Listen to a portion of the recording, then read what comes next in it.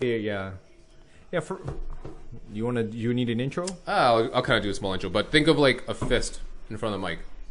That's kind of the distance. Move this by the arm if you need to, man. So flexible. Cool. Welcome to the Manny Project, man. Thank you. Welcome. Thanks for having me. Yeah, so for a lot of the listeners that don't know, I know Raymond from Goodlife at Hillcrest. I've known you for the last about 7.5 years, maybe 8 years now. I think seven. Let's say 7, because I think my 7th anniversary was just this year.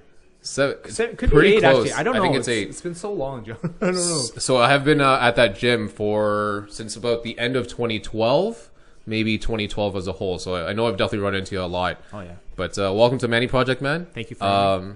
This is my little home project as to like how to inspire and like kind of motivate some other people to do something better. Cool. And what other better time than unfortunately COVID? So always the best times to start new stuff. Always the best time, man.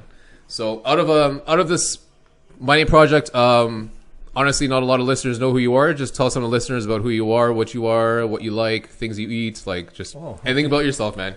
All right. I've been a trainer for about like 7 years or so. Before that, I did a lot of sales and actually IT. So I don't really come from a specific sporting background. I did play sports. It's funny when I think about when I did before. I was like, oh, so I guess I was fairly athletic. I just never thought of myself that way. You just never applied it. Not immediately, at least. Yeah, like I don't think when I was a kid, I never thought I was gonna I played hockey, I skied. What else did I do? That was it. Maybe some soccer. Was hockey your first go? Martial arts? Yeah, hockey was my primary sport. First sport, primary sport. I think I signed up for like grade 4 and like, let's try this out. And my parents willingly did it. So. And you're hating on hockey in the background? It's just the Leafs thing. It's not like I like hockey. I don't mind watching it. It's just I've been so jaded being I'm pretty old, so they still haven't won yet in my lifetime. Listen, for the listeners that are looking on the video, you're not old, man. You're not old. Yeah. Well, I'm not saying I'm not old, but I'm not young. I've been around, so it's been a lot of disappointing Leafs saga. So that's mostly why I don't like hockey anymore. Yeah. It's nothing to do with the sport itself. But so I did a lot of that. I've been a trainer for about like 7 years. I did some sales, but I kind of, I guess the evolution for me going from sales to personal training or like coaching, whatever the case is, was I did a little bit of sales for insurance. Okay. Before that, I did IT. I was in management, so I know a little bit how dealing with people. I really like training people. That's kind of what I figured out with my why I kind of went to training initially. You figured that out while you're at the insurance company, I guess. So like working with people? Correct. Well, yeah. I was transitioning out of insurance because the sales job was, the market changed. I don't want to just blame that. I really disliked the job as well. Of course. Like the market changed, so it was not going to be as profitable or even like maybe as viable. Yeah. It was a lot of cold calling, a lot of stuff like that. So I learned a lot of skills, which really translated well to personal training. Like, being approachable, talking to a lot of people. So it's not that actually set me up, of course, for success in being.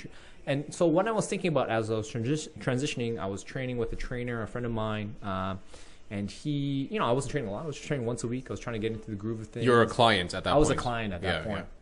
Yeah. And after that, we did that for, I think it was maybe a year, maybe less. And it wasn't a lot, but then I was like, I enjoy this. I'll do more of it.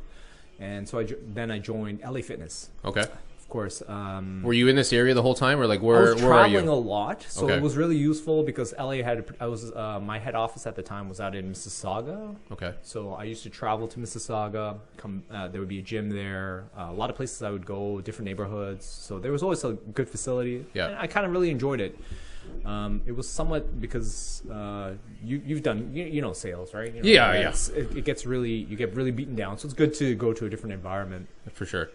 So when I kind of started pursuing or thinking about training or like a new career, I started kind of evaluating. One good mentor said, "Hey, don't think of what you want to do. Think of what you don't want to do," and that kind of brought me to this list of.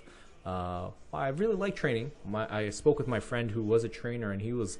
I think he was transitioning to his own business and a kickboxing studio, which he does now. Okay. But at that time, I was like, I really like this. One of my other friends, she's like one of the most successful trainers at Bullock Women's Club at Goodlife. Okay.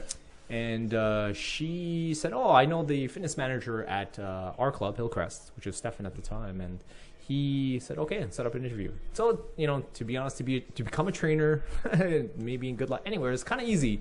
I don't want to say that it's true, but again, it doesn't require a lot. You kind of at least to be in shape, but your knowledge, they really try to teach you on the job, give you a lot of opportunities there. So, but I didn't know that much, I don't think. Yeah.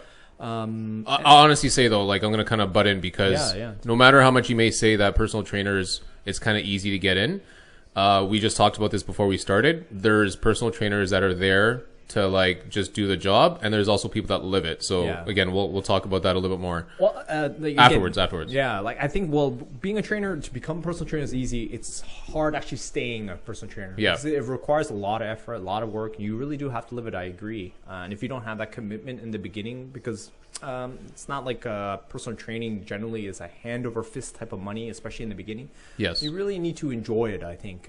And it is a bit of a lifestyle. It takes a lot of adjustment. Like your life is based on your clients and what time they come in. So the hours are really weird. It's not like a regular 9 to 5. Oh, yeah. Right, so I'm there especially in the beginning. I was like there at 5:30 in the morning was my first client. Sometimes 10 o'clock was my last. Right? Yeah. So and I would a nice gap in between. Well, sometimes, and you live and learn a lot. Like a lot of those times, I was just trained too much. Like this is the learning phase of just work out forever. Yeah. And, well, I was younger then too, so I could maybe abuse my body a little bit more. Listen, man, I've seen you put your body through the ringer. You're very capable of a lot of things. Yeah. So much more capable than a lot of people that are your age, especially. Well, like anything, I think it comes down to training, mental. I wish I've made so many mistakes. I've learned a lot from them. Fortunately, I've been willing enough to like put myself out there that I've been able to make the mistakes. And then hopefully for my clients and the people I know, like I try to give them better advice all the time. Yeah. So even go back to like your experience of like being a client. So you were a client under LA Fitness with a trainer there? No. So my friend, it was a buddy of mine who was a trainer, and he had his own. He was right now like he was before he started his kickboxing studio, and he had a small studio close to him. Okay. So again, he would it's not a typical arrangement, but he would rent the facility. We would train there, and that's how it went. How was the sessions at that time? I know you were kind of like introing into the fitness and like personal training world at that point. Yeah, like he was good. Like we did a lot of TRX stuff. It was very foundational. When I think back onto the type of training I did, it was a really good. Again, it was now that I think about it, I didn't have enough frequency because I was once a week. One a week. That's as much as I'd love to say that that's enough. It's probably wasn't enough. I did a lot of walking at the time just based on the nature of the job, but I probably could have used more training. But it's costs as well too, right? Of course. So yeah, we did a lot of like functional movement. He liked a lot of, you end up doing what your trainer thinks is the best. Of course. Right. So we did a lot of body movement, TRX stuff, and it was good. I enjoyed it. I did feel improvement. I didn't really talk a lot about imbalances and stuff like that, but I did learn on how to use the TRX, a lot of lunges, basic movement, obviously conditioning because it's kickboxing. You gotta of course, gotta do something. But it was really good. I enjoyed it. Good. I think what kind of comes out of this is there's a lot of people out there that are starting at the gym and have had a journey of being at the gym for like 3 months and not knowing what they're really doing, or been at the gym for like 8 years and kind of still doing the same thing. Right. So again, I'd like to introduce Raymond as a personal trainer at Goodlife Hillcrest. You haven't been anywhere else, right? You're only at Hillcrest? No, yeah. Surprisingly, I'm still at the same club forever. I've known Raymond there for a long time, and I've seen him train at the gym for a very long time. And he's also kind of made a bit of a change in your training, perhaps, perspective. Yeah, it's always evolving. It's always an evolution. Yeah. So talk about like your first go at it, your first couple of times at Goodlife with your first couple of clients there. What was like your experience like? How did it feel? How much of an adjustment was it? It was, I think, especially training clients, to build the confidence was hard. I think I felt comfortable with the sales approach.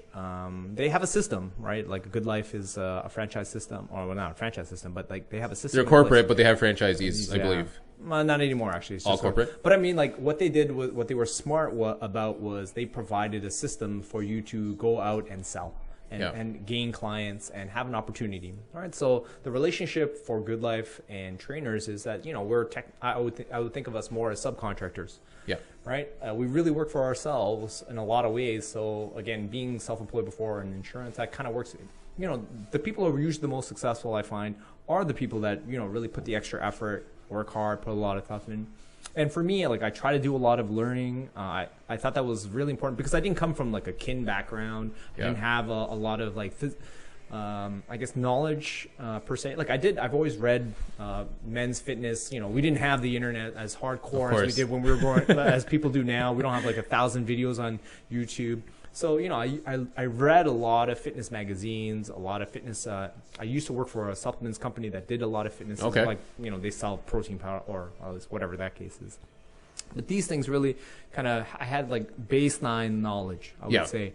Enough to help probably the general person. Nobody with like exceptional pain or dysfunction issues. And fortunately, I was able to find a few clients that were less knowledgeable than me, let's say that way. Of course. Right. And from there, they got even, I try to use a lot of modalities. So the biggest things I think at the beginning is like your understanding as a low-level trainer or a beginner trainer, you're in that stage. I think a lot of people call it the motivator stage.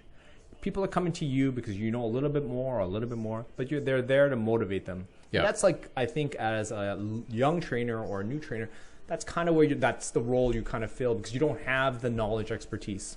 Yeah. I think that's, so from there, I think I started taking courses fairly quickly. I remember you taking a couple courses because I remember you just